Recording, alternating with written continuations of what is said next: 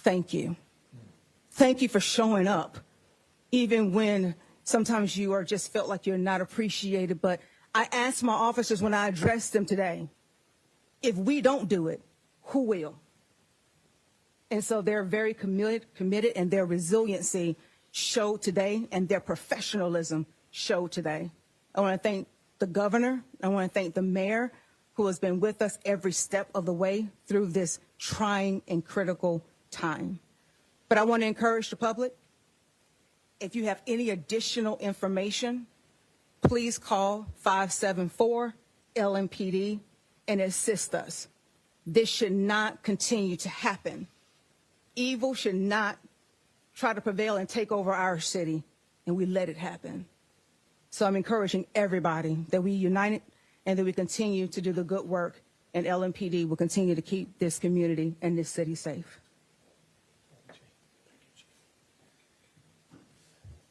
Thank you very much, Chief. Today is a day that's heartbreaking for our city, for all of us, and especially for the people who are in that office at Old National Bank and their loved ones. We just heard the chief give the names of the people who lost their lives in this mass shooting this morning. One of them was Tommy Elliott, a very good friend of mine, of the governor's. To Tommy's family, to the families of Jim Tutt, Josh Barrick, Juliana Farmer, Rachel and I join you and families across our entire city and beyond in grieving this shocking and painful loss of your lives. The chief, the governor, myself, we visited in the hospital this morning with several of their families to offer them our support and our love during this unthinkable day. We will continue to offer our support and love and anything else we can provide to help them. We were also there, along with several of my colleagues from Metro Council, to thank and support the officers of LMPD for their heroic work today and every day, and say thank you to the new graduating class who was there to support their colleague, Officer Will, as he continues to fight for his life. Let's be clear about what this was. This was an evil act of targeted violence. And to add to that tragedy, a few blocks away, shortly after this happened, another man lost his life and a woman was shot in a completely different act of targeted violence. The two incidents appear to be entirely unrelated, but they both took lives. They both leave people scarred, grieving, and angry. I share all of those feelings myself right now. This is really difficult for all of us across the entire city to process and accept. I ask that we respect the needs of the families and loved ones of the people whose lives were lost today, and the people whose lives will never be the same.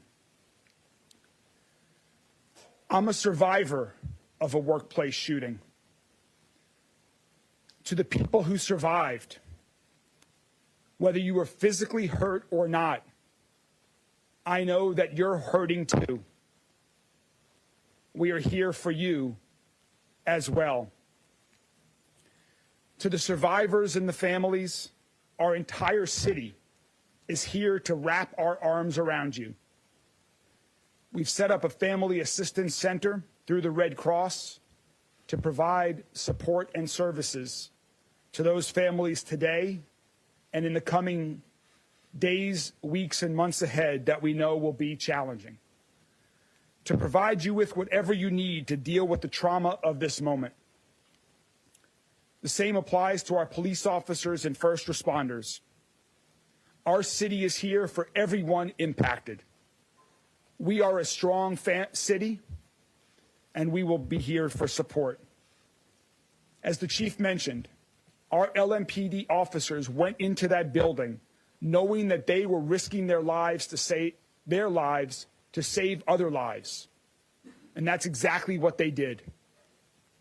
They exchanged gunfire with the shooter. To Officer Wilt and his family, we will continue to pray and support you. To the other 2 LMPD officers who were injured, thank you and all of your colleagues for your service today and every day. I also want to thank all of our other first responders, fire, EMS, Jefferson County Sheriff, state and federal agencies that are helping us at this time. And to Dr. Smith, to you and all of the other doctors and nurses and team at U of L Health for your work today and every day, you too are saving lives in our city, and we thank you. For the rest of us in our city, let's hold each other close and provide comfort where we can. That's what we've done in the past, and that's what we must continue to do now. We've already received offers of assistance from people across this city and country. Thank you.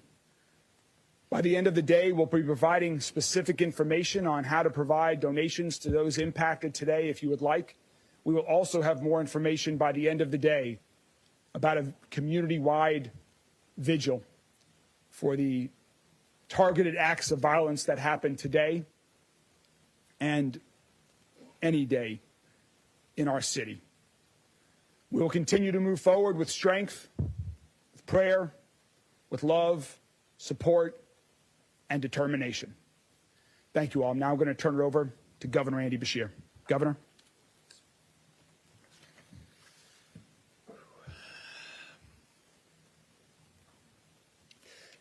Today is a tragic day in Louisville and for the entire Commonwealth of Kentucky.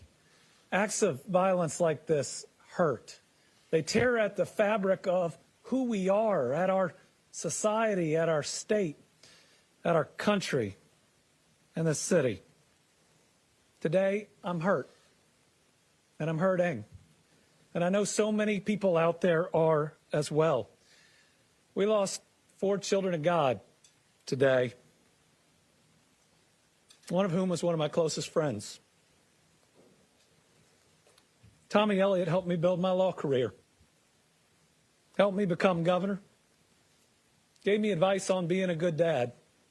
He's one of the people I talk to most in the world, and very rarely were we talking about my job. He was an incredible friend. We also lost Juliana Farmer, Jim Tutt, Josh Barrick, each amazing people whose families grieve them, whose community will mourn and will miss them. These are irreplaceable, amazing individuals that a terrible act of violence tore from all of us. We also pray for our LMPD officer and 2 others that right now, while perhaps stable, are still fighting for their lives with a need for our care and, yes, for our prayers, because I believe, and I believe that prayers lift all of us up, and those families would appreciate them. And while I hurt today, and while I will grieve when I'm able, I'm also grateful. I'm grateful for an incredibly quick response from LMPD, the Jefferson County Sheriff's Office, Louisville Fire and Rescue, Louisville Metro EMS, getting to this scene in 3 minutes. I'm convinced saved other people's lives, and I know saved 2 other of my friends. One, I received incorrect information this morning I thought was gone, and I'd started to mourn. And now I know he's okay. And one I got to see in the ER, that while it's going to take him a while to heal, it was so good to see my friend, see him there with his wife, and know he is still with us. I want to thank KSP, ATF, FBI, every single law enforcement agency that is going to bring their entire weight and their entire resources to bear so that we know exactly what happened in this situation. And you know, there are more first responders than the ones we've listed because the team at U of L Hospital are first responders too. The first battle was stopping that gunman. The second is doing everything we can to keep those that have been wounded alive. And I want to say to this good doctor behind me, and we have worked together through pandemics and now this, that I'm really proud of what his team is doing. I was in a room where one of those families that are rightfully worried got an update. And it was one that was specific, provided with compassion. These doctors and nurses are fighting for the lives of our friends, of our family, and we are deeply grateful to them. I think what we need most right now, in a word, is love. I mean, just love. Love for these families. They're going to need it. I can tell you. I've talked to them. I'm very close with one of them. They are going to need that love, and we need love for each other. It seems like we argue so much in this country, so much anger. But I still believe that love and compassion and humanity can lead us to a better place. Now, this is hard. It's really hard the day after Easter. Now, Easter is about a rebirth, a better world, one where we're all supposed to work together to get there, one that's supposed to teach us love from a Savior that came. The world fell in love with him not because of his power, but for his compassion. And I believe what we can do, whether it's any faith or just your values, is ensure that today, more than anything, is about these families, is about those families that are afraid they're going to lose their loved one, about those that have been through the worst and while may have survived, are going to bear the scars inside and outside today. It's got to be about them and the heroic actions of everybody who responded. And yes, I know, in the days to come, we'll talk about issues. But I think the thing that people get wrong after the most difficult of times and days, and as governor, I've had to see a lot of them, is that today ought to be focused on my friend and on everybody else's friends and loved ones that are no longer with us. My faith teaches me that while the body is mortal, the soul is eternal. And so I know that I will see Tommy again. And I know that all of these families and friends in this community, we will be reunited in a better place without violence, without the senselessness and hurt that we feel today. We will get through this. We'll get through this together. It's the only way. And we'll march forward. And my hope is that in honor of those that have fallen today or that may still fall, we can be better and we can do better. We can care about and love each other just a little bit more. Today, to honor those that have fallen and as so many families grieve, I'm ordering our flags statewide, fly at half staff until Friday evening, to make sure that we are paying tribute in every single part of this Commonwealth to those that we have lost. We are one Commonwealth, united with this city, united with these families. What we've had to do a lot in these last 3 years is wrap our arms around each other, and we need to do it here. Thank you. Oh, and next, we're going to hear from Dr. Smith, who is leading an incredible team to try to make sure as many of those that were harmed in this incident get through it. And let me just again say that he and his hospital have my full support and confidence. I've seen it firsthand. What they're doing is nothing short of amazing. And listen, I know they're going to do their best. And while we don't know what that outcome can be, we ought to be appreciative of them for doing their very best.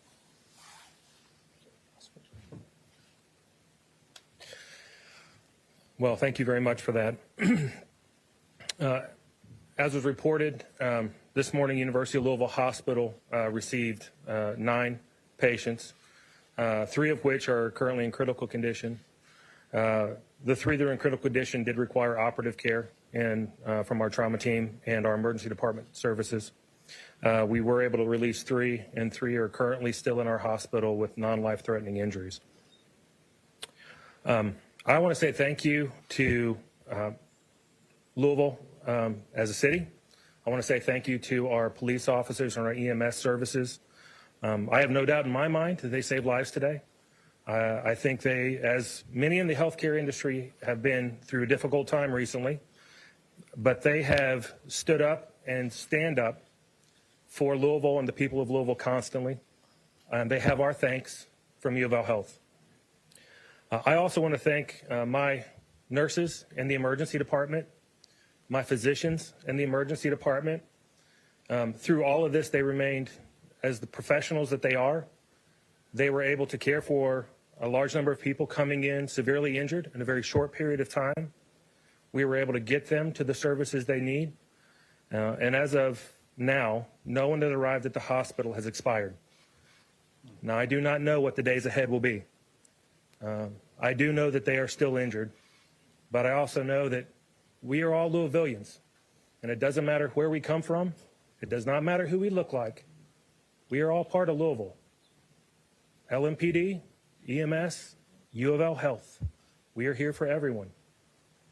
And so I would like to thank everyone who's helped us today. I would like to thank all the well wishes I've received, both personally and from our healthcare system from around the country. Support for people who have been through this around the country and know the pain that my team is currently facing, know the pain that the LMPD and EMS teams are currently facing, and will be with us because, as again, we are all Louisvillians. I want to thank everyone again for what they do for us every day. We are a wonderful and integral part of this city, and I am proud to be part of U of L Health, and I am proud to be part of U of L Hospital. So with that, thank you, and I'll turn it over for questions. Thank you very much, Dr. Smith. We're prepared to take a few questions from the media. Dr. Smith, obviously with brain surgery, do we know if Officer Wills is awake? I believe everyone who had surgery today are still sedated. No one is currently awake. It's still very early in this process for many of that information. Really, the next 24 hours for all involved in this who required an operation are going to be the critical time period for us to understand really how well they're going to recover from this acute part of their overall care. They've got long roads ahead of them, but if we can get through 24 hours, then we will take another 24 hours. And we will keep doing that until they get out of the hospital. You mentioned non-life-threatening for those other victims. For the average person, does that mean gunshot wounds? Can that be considered non-life-threatening in this case? Yes, you can have gunshot wounds that are non-life-threatening. Correct. And that is the case for these three? We treated a total of 5 gunshot wounds today from this scene. When the police chief, what is that moment like to hear an officer was shot in the head and then ultimately to hear that for now he is stable, but hear that it appears he may make it through this? What are your thoughts there? That is one of the worst moments within any police chief's tenure being in this position. To hear that any of your officers have been injured in any kind of way, but critically injured. But it's also, too, it rubs me and it just rocks my world to have anybody being injured and losing their life. And so I am just truly, I have so much respect for the families because they were still present and were very appreciative of what was done and how LMPD responded today. And they were actually embracing me as I was embracing them. But let me say this, the evil that took place today, we shouldn't hear the tears that were coming out from these families. And that right there sticks because they are weeping because someone decided that they wanted to take life today. And so, but with that, I'm very grateful and hopeful, and I'm thankful to the doctor for stabilizing so many that could have possibly lost their life.